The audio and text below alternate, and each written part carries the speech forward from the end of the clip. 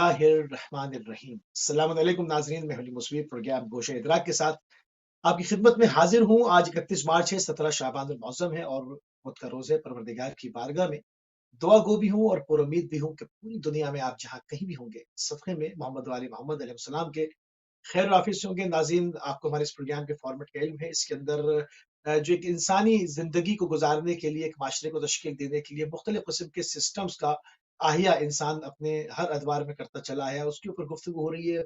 और जो एक कुरानी और इलाही सिस्टम है, उसकी एप्लीकेशंस के ऊपर बात हो रही है कि अगर उसको एप्लीकेबल जहाँ पर वो होता है और जहाँ पर वो किया जाए, तो उसके क्या असरात जो है वो माशरे के ऊपर मुंतकिल होंगे। गुज़िश्ता प्रोग्राम में हमने माशरे की तारीफ़ के ऊपर बात की, तहज़ीब व तमद्दुन के ऊपर बात की, इस्लामी तमद्दुन के ऊपर बात की, इस्लामी जो एक माशरे की तश्कीलात हैं, उनके ऊपर जो उसके पहलू हैं, उन तमाम चीज़ों के ऊपर बात की। आज अपनी गुफ्तगू को थोड़ा-सा और आगे जो है वो बढ़ाएँगे और आज हम बात करेंगे जामियात-ए-दीन के ऊपर और इसमें दीन के माने समझने की कोशिश करेंगे। कुरान करीम में ये माने किन जो है वो माने किन कहाँ पर इस्तेमाल हुए, किस तरह से इस्तेमाल हुए हैं और दीन की जामियत से मुराद क्या है। इन तमाम पॉइंट्स के साथ आपकी खिदमत में हाज़िर हूँ और हमारे साथ हमेशा की तरह गुफ्तगू करने के लिए आपकी हरदिल अज़ीज़ शख्सियत जनाब अल्लामा सैयद नजमुल हसन नकवी साहिब हमारे साथ मौजूद हैं। क़िबला आपके प्रोग्राम में खुशामदीद कहेंगे और आपकी खिदमत में सलाम अर्ज़ करेंगे। अस्सलामु अलैकुम वरहमतुल्लाहि वबरकातुहू।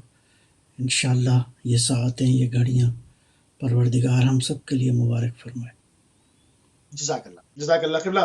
गुफ्तगू को जिस तरह से अभी हमने नाज़रीन के महज़र में और आपके महज़र में अर्ज़ किया कि आज थोड़ी-सी गुफ्तगू को आगे बढ़ाएँगे और जहाँ पर हम मुख्तलिफ़ किस्म के इंसानी ज़िंदगी गुज़ारने के मुख्तलिफ़ सिस्टम्स के ऊपर बात करते चले आ रहे हैं और उसमें जो हमें सिस्टम खुदा ने दिया है, इसको निज़ाम इलाही कहा जाता है। उन तमाम चीज़ों के ऊपर कि वो क्या है, इन तमाम चीज़ों की गुफ्तगू को लेकर आगे बढ़ते हुए जामियात-ए-दीन के ऊपर बात करेंगे, जो कि एक बहुत ही अहम पहलू और बहुत ही अहम गोशा है हमारी इस पूरी गुफ्तगू का।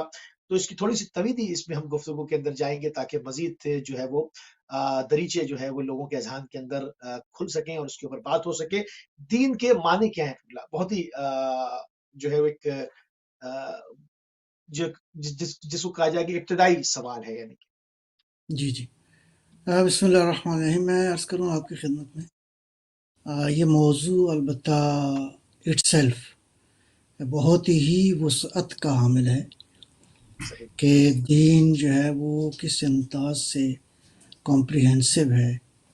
सही, बेअल्फ़ाज़ दीगर इंसानी समाज और इंसानों की जो इज्तिमाई ज़िंदगी है, उसके जी हाँ, पहलुओं किस अंदाज़ से मैनेज करता है दीन। बहरहाल, लेकिन ज़ाहिर है कि इस प्रोग्राम में हम बहुत ही इख्तिसार के साथ कुछ बातें अर्ज़ कर सकते हैं। तो इब्तिदाई तौर पर तो ये है कि दीन का जो माना है, मामूलन अल्फाज के मानी दो तरह से होते हैं। एक जी, लफ्ज़ का लिटरल मीनिंग, यानी हुँ, डिक्शनरी में लुग़त में इस लफ्ज़ को क्या माना यानी दिया लुग़वी, गया है, हुँ, लुग़वी माना। लुग़वी माना दूसरा दिया, सही, इस्तिलाही माना। इस्तिलाही माना जो है वो भी, हुँ, उसके कई एंगल हो सकते हैं। मामूलन हर इल्म की एक इस्तिलाह होती है, फिर मुआशरों में उसी लफ्ज़ से मरबूत मुमकिन है कोई इस्तिलाह बनी हो, दीनी हवाले से वो इस्तिलाह हो सकती है, दीगर मुआशरों के अंदर भी इसी तरह। तो लफ्ज़ दीन को अगर हम लिटरल इसका मीनिंग लें, तो उमूमी तौर पर इसका माना है राह, रविश, हुँ, रस्म, आदात, जिसको सही, ट्रेडिशन कहते हैं, मज़हब, या इसी एतबार से हम आहंगी, हुक्म का माना भी देता है, क़ज़ा और क़ज़ावत के मानी भी देता है। तो इसी तरह जो है वो दीन का माना जो है वो इताअत के माना में भी है। तो ये जितने मीनिंग इताअत, हैं किसी हद तक आपस में मरबूत भी हैं। तो ये सही, इसके हैं लुग़वी माना। बिल्कुल सही, अलबत्ता जज़ाक वो इस्तिलाही माना आप कह सकते हैं, लेकिन इसमें एक नुक्ता और मैं अर्ज़ करूँगा जिसमें ये तारीफ़ जो है दीन की बहुत अमूमियत रखती है, इस एतबार से कि इंसानों का کائنات کے بارے میں نظریہ کیا ہے، ٹھیک ہے، یعنی کائنات کے بارے میں انسان کی رائے کیا ہے. تو عمومی طور پہ دو طرح کی آراء پائی جاتی ہیں. ایک رائے تو یہ ہے کہ اس کائنات کا کوئی بنانے والا ہے جو صحیح، اس کائنات کے شعور کا، اس کائنات کی بصیرت کا، اس کائنات میں موجود علم کا، اس کائنات میں موجود ہم آہنگی کا، اس کائنات میں موجود تعاون کا، اس کائنات کے اندر موجود پرفیکشن کا، یہ جتنے بھی موضوعات ہیں ان سب کا ایک مرکز ہے. مرکز ہے، اور وہ بالکل صحیح، مرکز ہی در حقیقت اس کائنات کا بنانے والا ہے، اور اس نے اس کائنات کو، ہر وجود کو ایک خاص مقصد کے لیے خلق کیا ہے. اسی طرح ہر وجود کو اس مقصد کی تکمیل کے لیے خداوند متعال نے ایک پلاننگ، ایک پروگرام، ایک منصوبہ جو ہے وہ وضع فرمایا ہے، اور اس نے ان مخلوقات تک، خصوصاً انسان تک، اس منصوبے کو، اس منصوبہ ہدایت کو، اس منصوبہ تکامل کو، اس منصوبہ ترقی کو پہنچایا بھی ہے، اور اس کی ہدایت کا ایک باقاعدہ سسٹم موجود ہے. یہ تو ایک نظریہ ہے. ایک نظریہ یہ ہے کہ جس کو آپ، اگرچہ اس پہ بھی بہت سارے اعتراضات ابھی ہو رہے ہیں، بگ بینگ کی تھیوری ہے، بس کائنات بن گئی ہے اور بنتی جا رہی ہے، اور اس کا کوئی بنانے والا نتیجہ، کوئی ہم، اس کا بنانے والا نہیں ہے، بخود نہیں بخود ہے، خود بخود ہو رہا بن ہے سب، یہ بھی خود کہتے ہیں، بخود ہو رہا ہے. تو یہ دو نظریے ہیں. بے الفاظ دیگر ان کو بھی ہم دو طرح کا دین کہیں گے. ایک وہ دین ہے جو اس کائنات کے اندر مؤثر طاقت جو ہے وہ اس کے خالق کو سمجھتے ہیں، اور ایک دوسرا کیمپ جو ہے وہ اس کائنات کا وجود جو ہے وہ حادثاتی تصور کرتے ہیں. اسپونٹینیسلی جو ہے وہ ہر چیز کریٹ ہو گئی ہے، اور یہ سلسلہ جو ہے وہ جاری ہے، اور کوئی اس کا ایسے ہی ہے، بس ادھر ہم پیدا ہوتے ہیں، ہم مر جاتے ہیں، دیٹس اٹ، اس کے بعد آگے پیچھے کچھ نہیں. تو یہ دو طرح کے دین ہو گئے. تو یہ لغوی اس کے میننگ ہے. دین کی جو اصطلاح ہے، جس کو پھر قرآن کریم نے استعمال فرمایا ہے مختلف میننگز کے اندر، اس میں ایک نقطہ اور بھی عرض کروں. دال یا نون، یہ دین کا معنی دین کے لیے استعمال ہوتا ہے، تدین کے معنی میں استعمال ہوتا ہے، صحیح، دین کے معنی میں استعمال ہوتا ہے. تو دین یعنی وہ قرض ہے، قرض کے معنی میں آتا ہے، اور صدقہ کا معنی بھی ہے. صحیح، تدین یعنی عمل پیرا ہونا، عمل پیرا، تدین دین یعنی دین پر عمل پیرا ہونا. تو یہ جیسے بھی متدین بھی کہا جاتا ہے، وہی متدین یعنی عمل پیرا، عمل متدین پیرا، بدین، جو وہ آدمی متدین بھی ہے، دین پر عمل پیرا ہے اس کو کہتے ہیں متدین. صحیح، دین کا معنی صدقہ دینا بھی ہے. دین کا معنی میرا مطلب ہے، اس کو کہتے ہیں واللہ سیاستہم، یعنی کسی کو کوئی امر سپرد کرنا، اس معنی میں بھی جو ہے وہ استعمال ہوا ہے. تو یہ اس کے لغوی معانی ہیں سارے لغوی کے سارے. لغوی معنی، صحیح، یہ تقریباً سارے اینگل جو ہیں وہ لغوی ہیں. البتہ خود قرآن کریم نے اس لفظ کو مختلف معانی میں صحیح. استعمال اچھا، فرمایا ہے. قرآن میں کن معنی میں، بالکل صحیح آپ اس جگہ پہ پہنچ گئے، کیونکہ اصل ہم دیکھیں گے قرآن کی طرف کے، یہ تو لغوی معنی ہو گئے، اصطلاحی معنی ہو گئے اس میں کتنی طرحوں سے، کیونکہ اس کے اندر عربی ادبیات اور ادبی کی وسعت جو ہے وہ سب جانتے ہیں کہ کتنی ہے، اس لیے اس کے مختلف آپ نے معنی جو ہے وہ پیش فرمائے. قرآن کریم ان کو کن معنوں میں استعمال کر رہا ہے اور کہاں کہاں پہ کر رہا اب میں عرض کرتا ہوں، کچھ مصادیق بھی عرض کرتا ہوں قرآن کریم کی ہے؟ آیات سے. ہوں، قرآن کریم میں اس کو جزا کا معنی میں استعمال ہوا ہے، قانون کے معنی میں استعمال ہوا ہے، شریعت کے معنی میں اس یہ لفظ استعمال ہوا ہے. صحیح، اطاعت اور بندگی، تسلیم محض کے معنی میں استعمال ہوا ہے.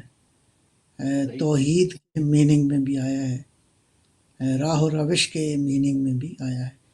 تو اس کو بطور کلی آپ یہ کہہ سکتے ہیں کہ اللہ کا جو دین ہے، البتہ یہ سارے معانی اس میں لیے گئے ہیں، جیسے مالک یوم الدین، مالک دین، صحیح ہاں یہاں دین سے مراد ظاہر ہے کہ جزا کا ایک نظام ہے، تو اس سے مراد مالک یوم الدین جو ہے وہ اس دن کا مالک ہے جو کہ یوم الدین ہے، لہٰذا یوم یہ الدین۔ جزا اور حساب اور اس سارے معانی میں آتا ہے۔ لیکن شریعت، مذہب اس اعتبار سے بھی یعنی ایک اسپیشل کوڈ آف کنڈکٹ کہیں، اسپیشل کوڈ آف لائف کہیں، اسپیشل کوڈ آف بلیفس کہیں، تو یہ جو ہے جس کو اللہ تعالیٰ نے اپنے انبیاء کے ذریعے اور آخر میں جو ہے وہ جو ایک کمپلیٹ اور پرفیکٹ دین اور شریعت کا جو ایک میسج تھا، تو اس کو ختم مرتبت صلی اللہ علیہ وآلہ وسلم علیہ کے وآلہ وسلم۔ کہ حضرت کے ذریعے اللہ تعالیٰ نے انسانوں تک پہنچایا۔ اس اعتبار سے یہاں پہ معمولاً علماء کہتے ہیں کہ دو حصے بنتے ہیں، ایک حصہ جو ہے وہ دین کا کلیات پر مشتمل ہے، جو سارے انبیاء کی تعلیمات میں ایک ہی تھا، مثلاً توحید، مثلاً قیامت کا عقیدہ، مثلاً جزا و سزا کا نظریہ جو ہے، یا مثلاً جنت کا وجود، یا مثلاً فرشتوں کا وجود، یا مثلاً وحی الہی کا آنا، تو یہ کلیات ہیں جو کہ تمام تر انبیاء کی تعلیمات میں عمومی حیثیت رکھتی ہیں، یعنی سب کے ہاں ایک ہی میسج ہے۔ البتہ شریعت یہ یوں سمجھیں اسی کلیات کی روشنی میں کچھ قوانین ہیں جو کہ اللہ تعالیٰ نے بھیجے ہیں۔ میں مزید بھی اس پہ عرض کروں گا۔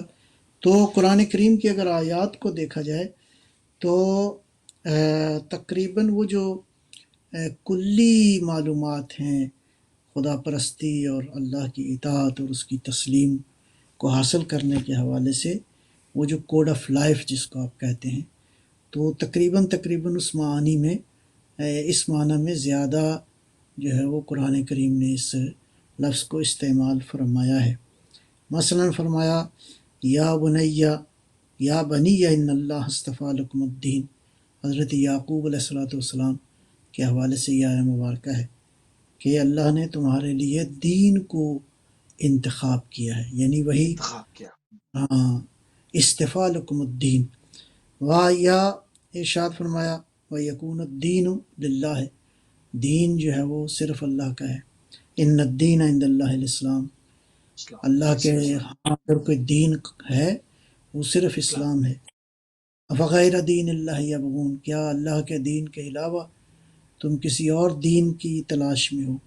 تو کلی طور پہ وہ وہی ہے جو میں نے عرض کیا کہ یہ جو مختلف آئیڈیالوجیز کے حوالے سے انسان کچھ عقائد اور کچھ وہ چیزیں بنا لیتا ہے، اس حساب سے دیکھا جائے تو اس وقت ادیان کی تعداد کافی ساری ہے۔ تین بڑے ادیان ہیں، اسلام ہے، مسیحیت ہے، یہودیت ہے، اس کے علاوہ ہندو بھی ایک اسی طرح ایک دین کے قائل ہیں، اسی طرح بدھ مت ایک دین کے قائل ہیں، زرتشت ایک دین کے قائل ہیں، یا بہرحال اسی طرح مختلف ادیان جو ہے وہ۔ تو یہاں پہ قرآن سوال کر رہا ہے افغیر دین اللہ یبغون، آیا دین الہی کے علاوہ تم کسی اور دین کی تلاش میں ہو؟ یا وَإِنِ اسْتَنْصَرُوكُمْ فِي الدِّينِ فَعَلَيْكُمُ النَّصْرُ، وہ خوبصورت مطلب ہے، اگر تم دین سے مدد حاصل کرنا چاہتے ہو تو پھر دین کی مدد کرو، یعنی اگر دین سے اور دین کی مدد تم حاصل کرنا چاہتے ہو، دین در حقیقت جو ہے وہ انسانی زندگی کے لیے جو ہے۔ میں دو تین آیتیں اور پیش کرتا ہوں، ورنہ تو اس ٹاپک پہ قرآن کریم نے بہت ہی خوبصورت اور مفصل بحث فرمائی ہے۔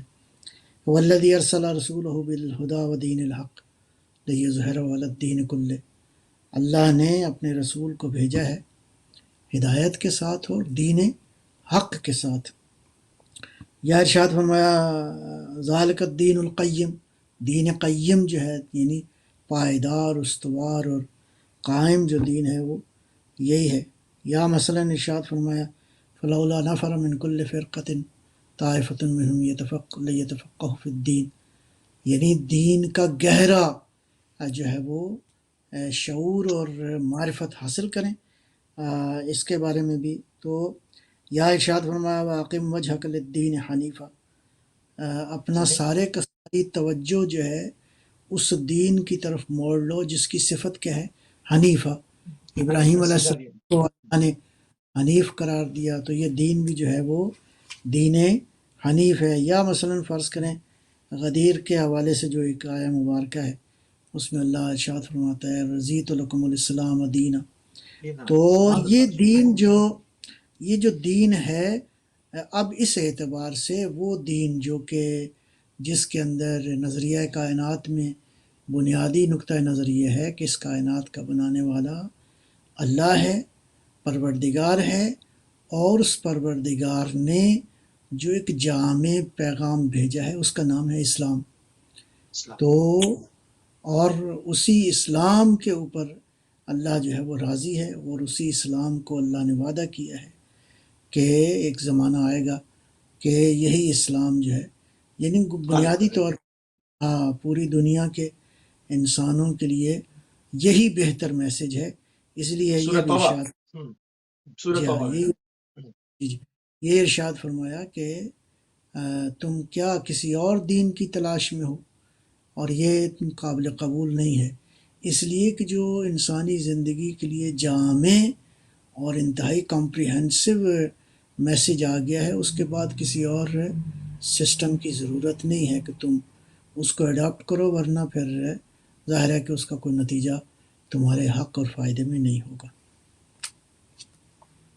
بالکل صحیح، بالکل صحیح۔ جی تھوڑی سی گفتگو کو جو ہے وہ ناظرین اور آگے بڑھاتے ہیں۔ اس کے اصطلاحی معنوں کے اوپر بات کی اور دین کے لغوی معنوں کے اوپر بات کی۔ قرآن نے کہاں کہاں پر کن کن معاملات میں دین کے لفظ کو استعمال کیا۔ مزید آگے بڑھاتے ہیں، دین کی جامعیت سے کیا مراد ہے، اس کے اوپر ہاں میں تھوڑی یہ سی گفتگو فرمائیں۔ میں عرض کرتا ہوں، تو یہ ایک تھوڑا سا کانسیپٹ کلیئر ہو گیا کہ دین کے میننگ کیا ہیں، اور دین کو کس حوالے سے اللہ تعالیٰ نے ہمارے لیے جو ہے وہ ایک واقعاً ایک مکمل میسج بنا کر بھیجا ہے۔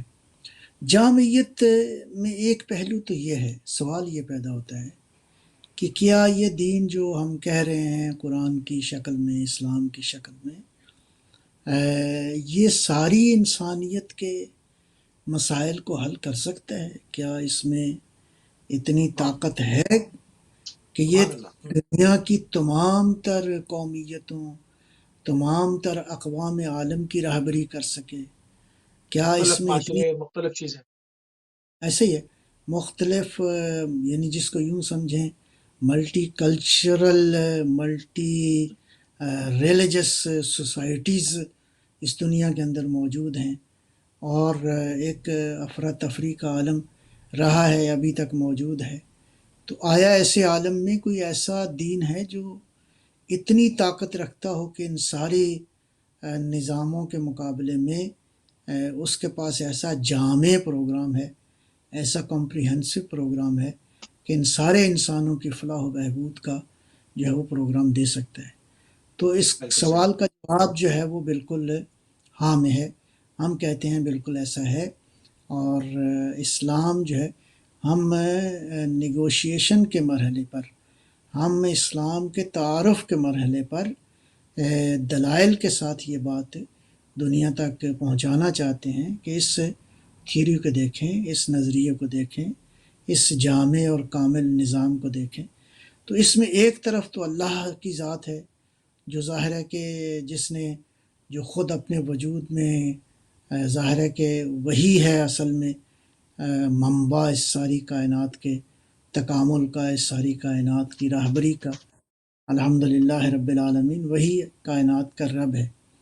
اس نے جو میسج بھیجا ہے، اسی اعتبار سے جب ساری کائنات کو اس نے بڑے ہی پرفیکٹ اصولوں پر قائم فرمایا ہے، تو اب اس نے جو دین اور شریعت بھیجی ہے وہ بھی بہت ہی جامع ہے، بہت ہی جامع مکمل ہے، کمپریہنسو ہے۔ اب اس سبحان اللہ۔ کے جی اس کمپریہنسو ہونے کے حوالے سے جو ہے زمانہ ترقی کرتا جا رہا ہے، سائنس ترقی کرتی جا رہی ہے، تو کیا ان تمام تر ترقیوں کے ساتھ کوآرڈینیٹ کرتا ہے یہ دین؟ بہت اہم دین بات ہے، کی جی ہاں، یہ بہت اہم بات جامعیت ان ہے، ساری جامعیت۔ چیزوں کو اپنے اندر کیا لے سکتا ہے؟ تو میں اب اس کو تھوڑا سا، اگر زیادہ علمی بحث تو ممکن نہیں ہے، لیکن بہرحال اس میں دو پہلو ہیں۔ ایک پہلو تو وہ ہے کہ کچھ قوانین کی تعداد ایسی ہے جن کو ہم کہتے ہیں یہ ایریا ایسا ہے کہ جس میں کوئی تغیر نہیں آ سکتا، کوئی تبدیلی صحیح، نہیں ہو واقع نہیں ہو سکتی۔ گیا، ہاں، صحیح، اور اس کی وجہ یہ ہے کہ انسان کی فطرت میں تبدیلی نہیں ہوتی، انسان بالکل کی صحیح، فطرت تبدیل نہیں ہوتی۔ ہاں، نہیں ہوتی، زوال اس میں آ جاتا ہے، لیکن فطرت کبھی تبدیل نہیں ہوتی۔ فطرت وہی ہے جس کو خلقت میں گوند دیا گیا ہے، اللہ کریشن میں اکبر، جس واہ! کو داخل بہت کیا خوبصورت گیا۔ بات، بہت خوبصورت لہٰذا بات ہے، بالکل ایسے وہ ہی، قوانین جن کا تعلق ہیومن نیچر کے ساتھ ہے، انسانی فطرت کے ساتھ ہے، تو وہ جو فطرت کے والے معاملات ہیں وہ نہ تبدیل ہو سکتے ہیں، اور نہ ہی ان کی جگہ کوئی اور چیزیں آ سکتی ہیں۔ البتہ ہوتا ہے، زوال پذیر ہو جاتے ہیں ہمارے اعمال کی وجہ سے کچھ امور، لہذا فطرت نہ تو اس کے بارے میں سوال کر سکتے ہیں۔ مثلا آپ یہ سوال کریں کہ دن سفید کیوں ہوتا ہے؟ نہیں، دن خلق ہی جی، ایسا ہوا ہے، سفید ہی خلق ہوا ہے۔ رات سیاہ کیوں ہوتی ہے؟ نہیں، اس کی کیوں ہوتا خلقت ہی ایسی تو ہے، بالکل، دین کے احکام کا ایک حصہ ہے جو علماء یہ کہتے ہیں لا یتغیر ولا یتبدل، اس میں کوئی چینج نہیں ہے، کوئی تبدیلی۔ تبدیل نہیں ہو سکتے، واقع نہیں ہوتی، مثلا اسباب مثال میں عرض کرتا ہوں، مثلا بے حج کا شک، حکم جو ہے وہ قیامت تک ہے۔ اب اس میں یہ کہ کوئی آلٹرنیٹ آ جائے حج کی جگہ پہ، یہ ممکن نہیں ہے۔ یا ممکن مثلا نہیں ہے، فرض کریں 5 وقت کی نماز ہے، تو یہ رہے گا سلسلہ، اس نے رہنا ہے، ایسے ہی رہنا ہے۔ لہٰذا ایک پہلو ہے جس کو ہم کہتے ہیں یہ تبدیل ہونے والے نہیں ہیں، لیکن ظاہر ہے کہ دوسری طرف جو ہے انسانی زندگی مسلسل ہم دیکھ رہے ہیں، گزشتہ 50 سال میں دیکھیں انسان نے کتنی معاشروں میں تبدیلی آئی ہے، سائنس نے کتنی ترقی کی ہے، ٹیکنالوجی کس سطح پہ پہنچ گئی ہے، انسانی زندگی کے رہن سہن کے انداز جو ہیں وہ انٹائرلی ڈفرینٹ ہو گئے ہیں۔ گزشتہ 50 سال کی جو ضروریات تھیں آج بالکل تبدیل ہو گئی ہیں وہ ساری کی ساری۔ تو ظاہر ہے کہ جب تمدن میں تبدیلی آ رہی ہے، انسانی تعلقات میں تبدیلی آ رہی ہے، انسانوں کے رہن سہن کے حوالے سے، کسی زمانے میں بینک نہیں تھے، کسی زمانے میں اسٹاک ایکسچینج نہیں تھا، کسی بالکل زمانے صحیح، میں انفراسٹرکچر کی یہ شکل نہیں تھی، کسی زمانے میں روڈ نیٹ ورک اس طرح نہیں ہوتے تھے، جی، کسی ٹرانسپورٹ زمانے ایسی میں نہ تھی، ٹرانسپورٹ ایسی نہیں تھی۔ تو اب تبدیلیاں آ گئی ہیں۔ اب یہ جو اتنی تبدیلیاں آئی ہیں، آیا سوال پھر دوبارہ وہیں پہ آئے گا، آیا دین نے کوئی راستہ بیان کیا ہے؟ جی، یہ جو یہ تغیر ہے وہ پہلو جو انسانی زندگی میں متغیر ہے، یہاں علماء فرماتے ہیں کہ جو ہے وہ دو طرح سے وہ چیز آ جائے گی۔ ایک تو مثلا وہ امور ہیں جو موضوعات ہیں جو ماضی میں نہیں تھے، تو ان کے بارے میں ظاہر ہے کہ ہماری احادیث میں یا قرآن کریم میں تقریباً کوئی واضح پیغام نہیں دیا گیا۔ اس کو کہتے ہیں ما لا نص فیہ ہے، ایسے احکام جس میں نص موجود نہیں ہے۔ نص صحیح، موجود نہیں ہے یعنی کوئی واضح صریح حکم موجود نہیں ہے۔ نہیں، کچھ صحیح، ایسے احکام ہیں جو ہیں تو متغیر ہیں، غیر ثابت ہیں، لیکن ایسے احکام جو ہیں اس میں بھی موضوع جو ہے متغیر ہو گیا ہے۔ مثال کے طور پر میں سادہ مثال عرض کرتا ہوں، ٹریفک کے حوالے سے یہ بالکل ایک نیا موضوع ہے۔ پہلے بھی ٹریفک ہوتی تھی، لیکن وہ سادہ تھی، جس کے لیے نہ سڑکوں کی ضرورت تھی، نہ اتنے کمپلیکیٹڈ نقشوں کی ضرورت تھی، نہ نیویگیشن کی ضرورت تھی۔ صدیوں سے بالکل صحیح، انسان مختلف راہوں کو استعمال کر رہا تھا، ایک دوسرے کو سینہ بسینہ بتاتے تھے، پہنچ جاتی تھی بات، تو سفر کی یہ سہولیات نہیں تھی۔ تو یہ دو طرح کے جو، ایک تو میں نے عرض کیا جو ثابت احکام ہیں، اور جو دوسرا جو چینج ہے نہیں ہو جو سکتے. چینج نہیں ہو سکتے. ایک وہ ہیں جو چینج ہو جاتے ہیں، اس میں بھی دو قسمیں ہیں. ایک وہ ہیں جن میں کوئی صراحتاً نص موجود نہیں ہے، ایک وہ ہیں کہ جو مسلسل متغیر ہیں، موضوعات چینج ہو رہے ہیں، اس کا مطلب ہے حکم بھی اس کا چینج تبدیل ہوتا جائے ہو گا. رہا ہے. اس میں اب اچھا، ہمارے ہاں وہ حکم کون دے گا؟ وہ حکم ہم کس طرح سے لیں گے؟ وہ حکم کہاں سے لیں گے؟ یہ تمام چیزیں مہم ہے، کیونکہ لوگ یہیں پہ آ کے جو ہے وہ سوچ و بچار میں پھنستے ہیں. میں عرض کرتا ہوں. پہلا اس کا مرحلہ تو یہ ہے کہ ہماری روایات میں کچھ اصطلاحات استعمال ہوئی ہیں. ان میں ایک اصطلاح جو ہے حوادث کی ہے یا حادثہ صحیح. ہے. حوادث جو ہے اس کا معنی ہے جو نئے واقعات ہونے والے ہیں، جو حوادث نئے الواقع. موضوعات پیش آنے والے ہیں. الحوادث الواقعہ واقع. یعنی زندگی کے اندر جو ایونٹس، جو انسیڈنٹس، جو چیزیں دن بدن تغیر کرتے ہوئے سامنے آ رہی ہیں. تو یہ اصطلاح، یہ ٹرمینالوجی توجہ کی ضرورت ہے. حضرت امام خمینی رضوان اللہ تعالیٰ علیہ نے فرمایا ہے کہ روایات میں دو اصطلاحیں اور بھی قابل توجہ ہیں. جہاں کہیں واہ. لفظ امر آیا ہے یا لفظ حکم آیا ہے، ہمارا حکامہ، تو اس سے بھی مراد جو ہے وہ ایسے احکام ہیں جو آج کے دور میں ان کا تعلق مثلاً اسلامی حاکمیت کے ساتھ ہے، اسلامی مثلاً حکومت کے ساتھ ہے. تو ان صحیح. اصطلاحات کو اس اعتبار سے سمجھنا ضروری ہے. حوادث واقعہ کے حوالے سے محقق اصفہانی کی ایک جو ہے وہ میں آپ کو عبارت سناتا ہوں. فرماتے ہیں ان عموم الحوادث لکونها جمع محل باللام. الحوادث، یہ الف لام جو ہے اس بہرحال یہ عربی زبان میں اس کا رول بھی بہت زیادہ ہے. لام جب آ جائے تو الف لام کی جو اقسام ہیں اس میں ایک جو ہے اس کا معنی ہوتا ہے تمام، یعنی all. جیسے فرض کریں الحمد للہ، تو اس کا مطلب ہے تمام تر حمد جو ہے وہ اللہ پروردگار کے لیے ہے جو عالمین کا پروردگار ہے. تو یہ جو الحوادث کی ٹرمینالوجی استعمال ہوئی ہے وہ ہے یقتضی ان یکون الفقیہ مرجعا فی کل حادثۃ یرجع فیہ الرعیہ الی رئیسہم. تو اس مرحلے میں چونکہ حوادث نئے آ رہے ہیں، اب اس مرحلے میں کون رہبری کرے گا دین کے حوالے سے، کون رہنمائی کرے گا، کون جو ہے وہ ان معاملات میں ان لوگوں کی مشکلات کو آسان کرے گا. وہ ظاہر ہے کہ بالکل دلائل کے ساتھ یہ بات ثابت ہے. اور یہ اچھا، محقق یہاں پر اس پیریڈ کے لیے کیا کہیں گے جہاں پر مرجعیت مستحکم نہیں ہوئی تھی، ایک پراگندہ سچویشن تھی، لوگ ہجرت کر گئے تھے، اس طرح سے زمینی رابطے بھی نہیں تھے، ایک مرجعیت کا نظام جو ہے وہ اس وقت تک مضبوطی سے قائم نہیں ہوا تھا، وہ کہ مختلف جگہوں پہ ہوگا، مگر یہ کہ اس زمانے میں جو ایسے نئے واقعات تھے اس وقت لوگ کہاں سے حکم لے رہے تھے؟ میں عرض کرتا ہوں. میں یہ عبارت میں عرض کروں، پھر اس کے بعد آپ کے سوال کی طرف آتے ہیں. تو فرماتے ہیں کہ الحوادث کا مطلب یہ ہے کہ اب یہ جو نئے موضوعات آ رہے ہیں، نئے حوادث پیش آ رہے ہیں، دن بدن تمدن ترقی کر رہا ہے، تو تمام تر حوادث مراد ہیں. یعنی یہ تمام بات تر. بڑی صحیح. ایسا نہیں ہے کہ صحیح. کوئی ایک بات جو ہوئی ہے وہ ہم پوچھ لیں فقیہ سے، باقی ہاں. باتیں جو ہیں وہ ہم خود ہی کوئی نہ کوئی اس کا کوئی راستہ نکال لیں، کوئی ٹوٹکا نکال لیں. نہیں، ایسا نہیں ہے.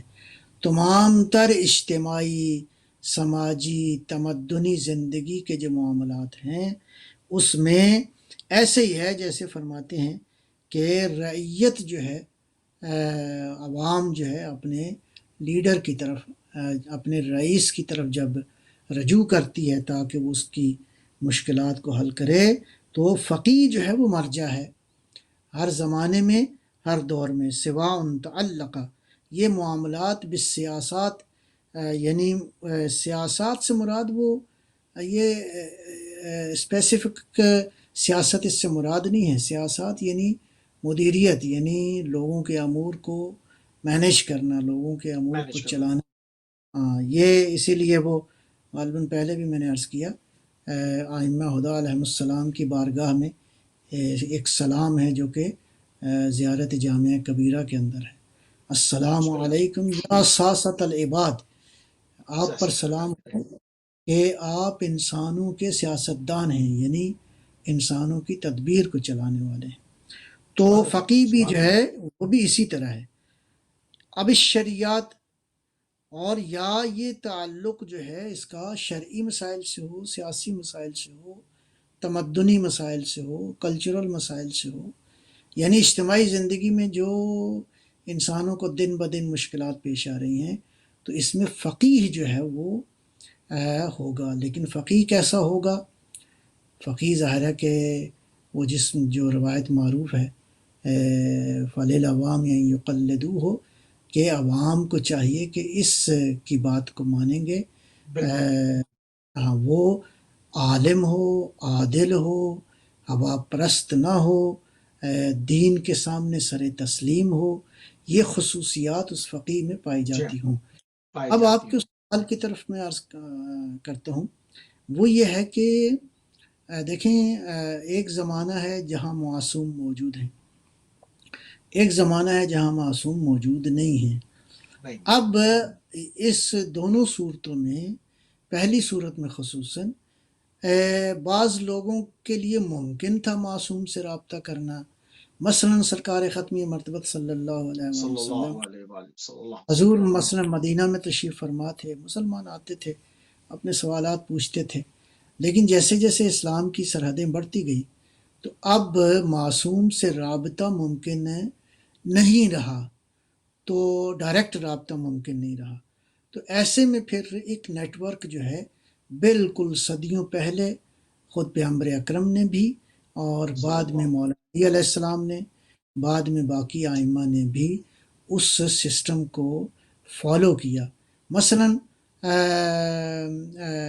اپنا مصعب بن عمیر جو ہیں، وہ حضور نے ان کو ذمہ لگایا. یہ پہلی شخصیت ہے جس نے مدینہ میں جا کے نماز جمعہ قائم کی اور دین کے احکام بھی انہوں نے پہنچائے. تو اس کا مطلب ہے آہستہ آہستہ درمیان میں عوام جن سے ڈائریکٹ رابطہ کر سکے، ایسے افراد کی ضرورت رہی ہے. اس زمانے میں بھی تھی، آج بھی ہے. ٹھیک ہے جی. لہٰذا معصوم کے زمانے میں ظاہر ہے کہ وہ معصوم کے زیر نظر ہیں. کیونکہ یہ بہت اہم، کیونکہ یہ نکات بہت اہم ہے ہمارے نوجوانوں کے لیے. خصوصاً میں اپنے جوانوں کی جب بات کروں کہ ان کو یہ معلوم ہونا چاہیے کہ جب اس وقت بھی ریاست اسلامی اتنی وسعت رکھتی تھی کہ ہر شخص کا معصوم کی جانب آنا سفر کرنا ممکن نہیں تھا، تو کس طرح سے دین لیتے تھے، کس طرح سے جمعہ قائم تھا، کس طرح سے شریعت کے اصولوں کے اوپر احکام پر عمل کر رہا تھا. کیونکہ بعض چیزوں پر چونکہ نالج نہیں ہوتی تو وہاں پر دشمن اپنا کاری وار کر دیتا ہے، اور وہاں پر جو ہے وہ ایک مرجیت کے خلاف اور یہ تمام چیزوں پر لے کر ان کے اذہان کو منتشر کیا جا رہا ہے. اس ضمن میں نے، چونکہ یہ سب جامعت دین کے اندر یہ موضوعات آتے ہیں، اس وجہ سے میں نے آپ کے محضر میں سوال کیا کہ ان کو ذرا کھول کھول کے بیان کر دیں. جی، میں وہی عرض کر رہا ہوں کہ یہ بالکل عقلی سی ایک بات ہے کہ سارے لوگ جو ہے وہ نہ تو معجزے کی صلاحیت رکھتے ہیں، اور نہ ہی اللہ تعالیٰ کی مشیت اس طرح ہے کہ ہر کام جو ہے وہ معجزے سے ہو جائے. نہیں، انسان خود سے آگے بڑھے اور انسان جو ہے وہ ان معاملات کو سمجھے، ان حقائق کو. لہٰذا اس کو آپ یوں تقسیم کر سکتے ہیں، ایک نیابت عامہ تھی، ایک نیابت خاصہ تھی. یعنی بعض خاص لوگوں کو ڈپیوٹ کیا گیا تھا، بعض کو عمومی طور پر فرمایا گیا تھا کہ جن میں یہ شرائط موجود ہوں تو آپ جائیں دینی حوالے سے ان لوگوں تک جو ہے وہ ان معاملات کو جو ہے وہ حل کریں. لیکن یہ ظاہر ہے کہ معمولی لوگ نہیں ہونے چاہیے کہ معصوم علیہ الصلوۃ والسلام جو ہیں ان تک تو دسترسی نہیں ہے، ان تک تو میرا مطلب ہے پہنچنا جو ہے وہ ممکن نہیں ہے. تو کیسے ڈائریکٹ؟ آج کے دور میں بھی اگر تو کسی کے لیے ممکن ہے، بسم اللہ، ہمیں تو کوئی اعتراض نہیں ہے. لیکن ظاہر ہے کہ ہر ایک کے لیے ممکن نہیں ہے. امام زمانہ صلوات اللہ سلام اللہ علیہ سے رابطہ. لہٰذا معصوم سے یا ڈائریکٹ رابطہ ہو یا ایسا کوئی سسٹم موجود ہو کہ معصوم تک رسائی ممکن ہو. تو میں عرض کروں کہ اس حوالے سے سرکار خاتم مرتبہ صلی اللہ علیہ وآلہ وسلم کے زمانے ہی سے مثلاً میں نے جناب مصعب کی مثال دی ہے، اسی طرح جناب سلمان فارسی کی مثال آ سکتی ہے، اسی طرح اور بعض شخصیات جو تھیں. امیر المومنین علیہ السلام کے زمانے میں ایک بڑا نام مثلاً جناب مالک اشتر کا ہے، اسی طرح باقی آئمہ کے زمانے میں بھی. لیکن یہ پھر سلسلہ جو ہے زیادہ آرگنائز طریقے سے آگے بڑھا جب زمانہ، اس کو یوں سمجھیں کہ جب آتا ہے زمانہ غیبت صغرا کا زمانہ. اگرچہ اس سے پہلے ساتویں امام سے تقریباً یہ سلسلہ شروع ہو گیا اور بہت ہی آرگنائز سلسلے میں اس سلسلے میں جو کام ہوا وہ مولا امام ہادی صلوات اللہ سلام اللہ علیہ نے اس کو سلسلے کو قائم کیا. گویا امت سے رابطہ رہے، اور وہ رابطہ اگر ڈائریکٹ ممکن نہیں ہے تو انڈائریکٹ درمیان میں اس طرح کی شخصیات ہوں جس میں جناب زرارہ بن عیون جیسے لوگ، محمد ابن مسلم جیسے لوگ، حبیب ابن مظاہر جیسے لوگ، یہ اس طرح کی شخصیات، ایک ابو حمزہ سمالی جیسے لوگ، ابو سعید مثلاً خدری جیسے لوگ. تو یہ بہت ایک لمبی فہرست ہے کہ ہر معصوم نے بہرحال کچھ قابل اعتماد جو ہے وہ لوگوں کو بتایا کہ وہ جائیں، جا کے لوگوں کی رہنمائی کریں. ظاہر ہے کہ وہ معصوم تو نہیں تھے، غیر معصوم تھے، لیکن معصوم سمجھتے ہیں کہ نظام جو ہے وہ اس کے بغیر نہیں چل سکتا. اب آ جاتے ہیں تھوڑا سا اس کو اگلے مرحلے میں. وہ یہ ہے کہ ظاہر ہے کہ سابقہ انبیاء کے حوالے سے دین تو بنیادی طور پر میں نے عرض کیا کہ وہی تھا، لیکن ظاہر ہے کہ شریعتیں مختلف تھیں. شریعتوں کا جو معنی و مفہوم ہے وہ یعنی کہ مشورہ، یعنی معاشرے جو تھے ان کے نام مختلف تھے، اور جس گھاٹ سے آپ جا کے تصرف کر رہے ہیں اس بحر کے اندر، اس سمندر کے اندر، وہ تو عند اللہ الاسلام ہے نا، وہ تو سارا اسلام تھا. میں وہی عرض کروں گا، دوبارہ اس کو میں عرض کرتا ہوں. ایک لفظ ہے دین، ایک لفظ ہے شریعت. شریعت تو بہرحال تبدیلی کا نام ہے، یعنی سابقہ انبیاء کے زمانے میں بھی قرآن نے بھی اس کو بیان فرمایا ہے، لِكُلٍّ جَعَلْنَا مِنْكُمْ شِرْعَةً وَمِنْهَاجًا. ہم نے تمہارے لیے مختلف شریعتیں اور مختلف منہاج جو ہے وہ مقرر فرمائے ہیں. یا مثال کے طور پر امت خاتم صلی اللہ علیہ وسلم کے حوالے سے ایک بحث ہے. قرآن فرماتا ہے وَكَذَلِكَ جَعَلْنَاكُمْ أُمَّةً وَسَطًا لِتَكُونُوا شُهَدَاءَ عَلَى النَّاسِ وَيَكُونَ الرَّسُولُ عَلَيْكُمْ شَهِيدًا. تم امت وسط ہو، اس کا مطلب ہے امتوں کے حالات، ظاہر ہے کہ میں دوبارہ عرض کروں گا، تمدنی حالات مسلسل تبدیل ہوتے رہے ہیں. مثال کے طور پر کھانے پینے کے سٹائل کچھ اور تھے، رہن سہن کے سٹائل کچھ اور تھے، عبادات کے حوالے سے ظاہر ہے کہ اس زمانے کے لوگوں کی ضروریات کچھ اور تھیں. نتیجتاً میرا مطلب ہے عبادات کے حوالے سے بھی، عبادات کی بنیاد نہیں، عبادات کی شرط و شرائط کے حوالے سے، اور اسی طرح زندگی کے کو مینج کرنے کے حوالے سے جو ہے وہ مختلف مباحث تھیں. اب آ گیا ہے دین اس مرحلے میں کہ یہاں پہ آج مثلاً آج کے دور میں ہم جس دور سے گزر رہے ہیں، ڈائریکٹ تو امام سے رابطہ بھی ممکن نہیں رہا. تو اب کون لوگ ہیں؟ ظاہر ہے کہ وہ لوگ جو ہیں وہ فقہا ہیں، وہ مراجع ہیں، مجتہدین ہیں. وہ فقہا، البتہ سارے فقہا نہیں، وہ فقہا نمبر ایک جو علم میں سب سے آگے ہوں، عدل میں باقیوں کی نسبت زیادہ اس پہ عمل پیرا ہوں، عالم و عامل بالکتاب والسنہ.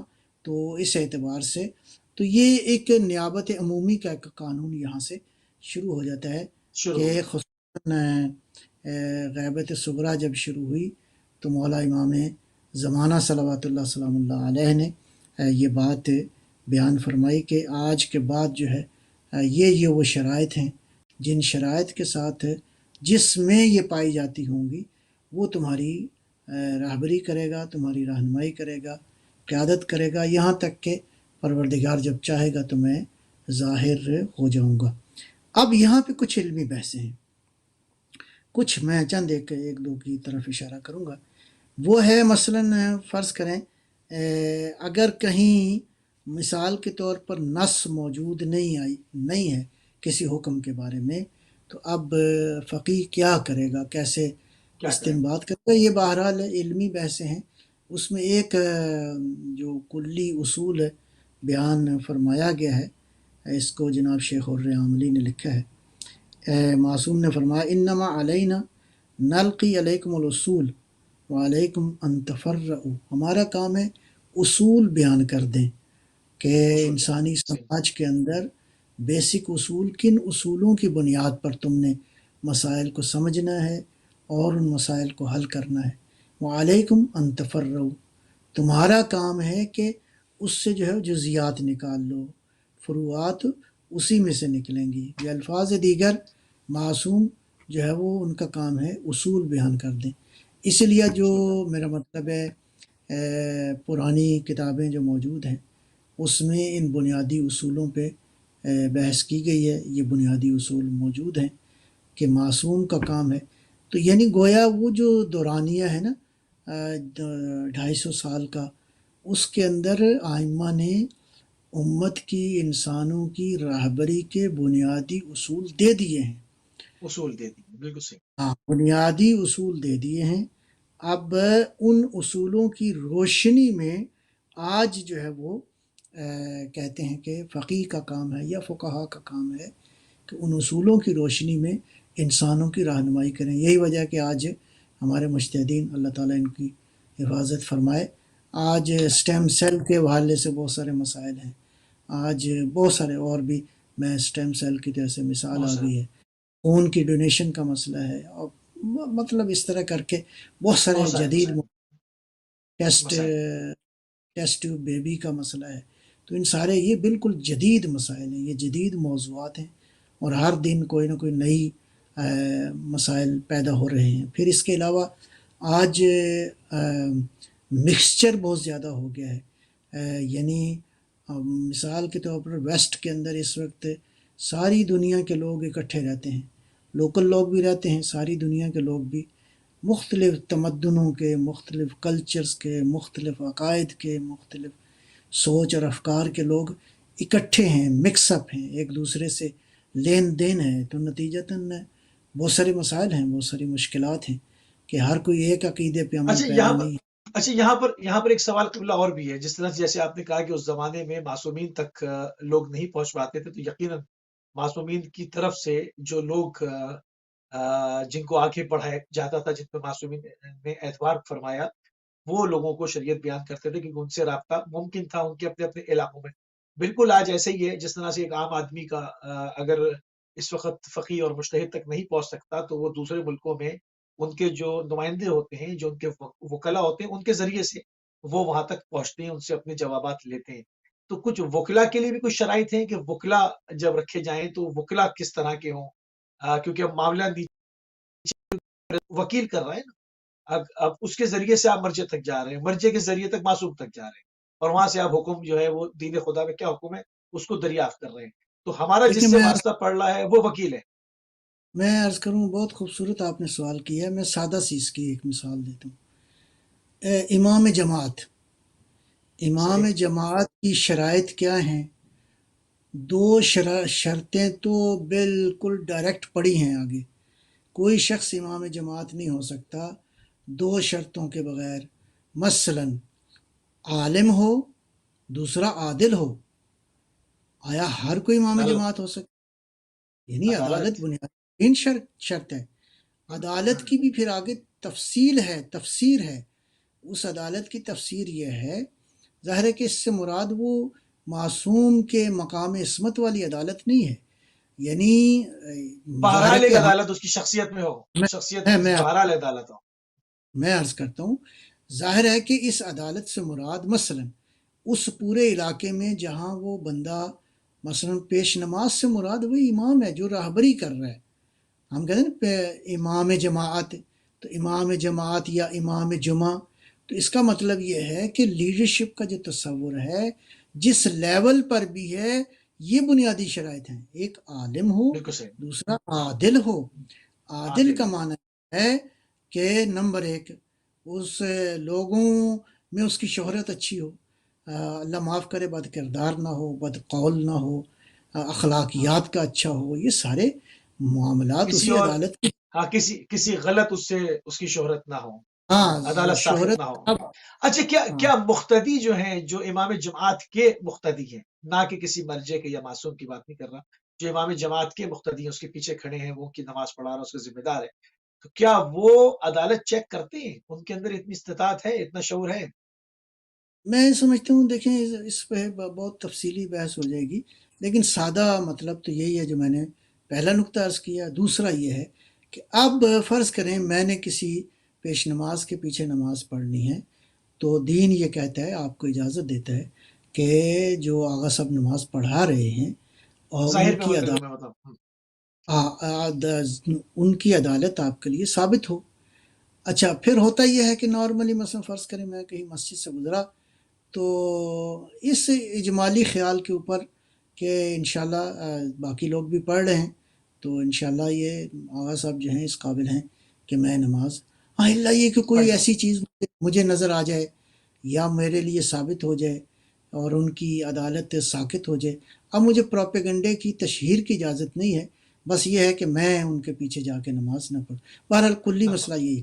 میں دوبارہ آتا ہوں اسی موضوع کی طرف کہ یہ جو کلیات ہیں اس میں ایک بحث کلی کی جو ہے وہ یہ ہے کہ انسانی عقل و فہم کے حوالے سے اور انسانوں کا جو صدیوں سے اس زمین کے اوپر قیام ہے، کچھ انسانوں کی ضروریات اولیہ ہیں، یعنی جس کو آپ بیسک نیڈز کہہ سکتے ہیں. بیسک نیڈ میں کیا کیا ہے؟ مثلا روٹی ہے، کپڑا ہے، مکان ہے، پانی ہے، ہوا ہے، صحت ہے، تعلیم ہے، خاندان کی تشکیل دینا ہے، تربیت ہے، آزادی ہے، ایک دوسرے کا احترام ہے، نیکی ہے، چیریٹی ہے. یہ سارے امور جو ہیں یہ زندگی کا ایک وہ حصہ ہے جو بغیر کسی امتیاز کے کہ کون انسان کس عقیدے کا ہے اور کیا کہتے ہیں کس مذہب کا ہے، لہٰذا یہ وہ چیزیں ہیں کہ ان تک پہنچنی چاہیے. تعاون ہے، عدالت ہے، قانون ہے، معاشرت ہے، پبلک ڈیلنگ ہے، یہ سارے معاملات ہیں. یہ میں نے کافی ساری ایک لمبی فہرست بیان کر دی ہے. یہ ساری بنیادی ضروریات ہیں انسانوں کی. نتیجتاً جو بھی سسٹم موجود ہے اس کی ذمہ داری ہے کہ تمام تر انسانوں کو روٹی، صحیح. کپڑا، مکان، پانی، تعلیم، صحت، اسی طرح تربیت، آزادی، اسی طرح قانون، اسی طرح کیا کہتے ہیں عدالت، اسی طرح معاشرت کے جتنے مسائل ہیں، یہ سارے کے سارے اس سسٹم کا، جو بھی حکومت ہے، جو بھی سسٹم موجود ہے، ان تک پہنچانا ضروری ہے بغیر کسی امتیاز کے. کسی کو کسی پر حق حاصل نہیں ہے، جیسے کہ خطبہ حجت الوداع میں سرکار دو عالم صلی اللہ علیہ صلی وآلہ اللہ علیہ وسلم نے وسلم. صلی اللہ. بیان فرمایا. ایک نقطہ اور، چونکہ اب وقت بھی شاید اتنا نہیں ہے، بالکل. وہ 1 کیا، منٹ رہ گیا میرے پاس بس. بس میں خالی بیان ہی کروں گا. وہ کیا ہے کہ جتنے بھی احکام ہیں اسلام کے تابع للمصالح والمفاسد، اسلام کے جتنے بھی احکام ہیں مصالح اور مفاسد کے تابع ہیں. اگر مصلحت ہے، اگر اس میں فائدہ ہے تو اس کا حکم دیا گیا ہے، اگر اس میں مفسدہ ہے اور اس میں خرابی ہے، اس میں نقصان ہے، تو اس سے روک دیا گیا ہے. اور ظاہر ہے روکنے کے لیولز بھی مختلف ہیں. ایک مرحلہ یہ ہے کہ کہتے ہیں مکروہ ہے، نہ کرو بہتر ہے. ایک مرحلہ ہے کہ حرام ہے، جو بالکل تمہارے لیے جائز نہیں ہے. اور جس میں مصلحت ہے اس کے بھی مختلف لیول ہیں. یا مباح ہے، یعنی تو آپ کا چوائس ہے، یا مستحب ہے، یعنی زیادہ رجحان یہ ہے کہ اس کو انجام دے دیا جائے، یا یہ ہے کہ واجب ہے تمہارے لیے کرنا، دنیا کے لیے بھی اور آخرت کے لیے بھی. تو یہ بعض ایک بنیادی مباحث ہیں، بنیادی اصول ہیں جن کی بالکل صحیح. روشنی میں یہ فقیہ کا کام ہے کہ وہ انسانوں کی امت کی رہنمائی کرے. بالکل صحیح، بالکل صحیح. بہت شکر گزار ہیں قبلہ، نہایت مشکور ہیں اور نہایت ممنون ہیں. بہت ہی اہم موضوع کے اوپر اور بہت ہی جو اس وقت ضرورت بنتی ہے کہ نوجوانوں کو کس طرح سے آگاہ کیا جائے، کس طرح سے طاغوت کے پنجے سے چھڑایا جائے یا اس کا شکار نہ ہونے دیا جائے بالفاظ دیگر. اس کے لیے بہت اہم جو ہے وہ یہ گفتگو تھی. ہم انتہائی مشکور و ممنون ہیں. اب ہمیشہ کی طرح اپنا قیمتی ٹائم اہل بیت ٹی وی کو دیا کرتے ہیں. ہم انتہائی ممنون ہیں. جزاک اللہ خیر. جی سلامت رہیں انشاءاللہ. جی ناظرین، آپ سماعت فرما رہے تھے علامہ سید نجم الحسن نقوی صاحب کو، اور ہمارا موضوع تھا آج کا جامعۃ الدین. اس کے مختلف پہلوؤں کے اوپر گفتگو کی انشاءاللہ آنے والے دنوں میں، اور تمام چیزوں کو، ان تمام انسانوں کو جو مختلف معاشروں کے اندر مختلف مذاہب کے درمیان ہے، کس طرح سے ان کی نجات ممکن ہے، پروردگار کی جانب سے کیا سسٹم ہے اور اس کو کس طرح سے احیا کرنا ہے، کس طرح سے اس کی